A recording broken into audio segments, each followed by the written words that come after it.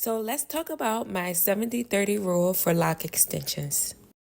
So when you first get your extensions, your natural hair and the extension hair needs to be balanced in weight, not just length.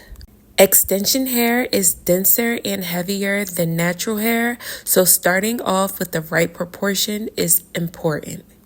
For example, if my natural hair is 6 inches, my extension hair should be around 11 inches. That's a healthy balance.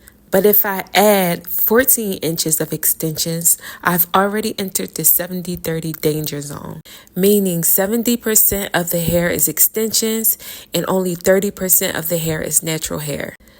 The weight is too heavy for my natural hair to support.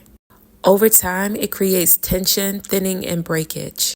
Every time your natural hair grows about 3 inches, the lock extension gets pushed further away from the scalp. The extra distance makes the extension heavier because it's longer and not being supported. Once the weight changes, the hair begins to act as two different textures, and that's when transitioning starts. The natural hair is lighter and the extension hair is heavier, and that imbalance creates stress at the end of the connection point. And that's when a trim is needed. It's not about shortening the lock, it's about lightening the weight.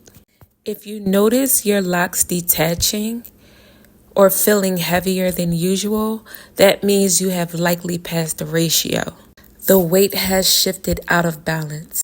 With consistent trims, your natural hair will become stronger and more dominant than the extension. I've noticed in my experience that clients with lock extensions don't typically like to get them trimmed. They like to keep the length. So I opt out of doing lock extensions.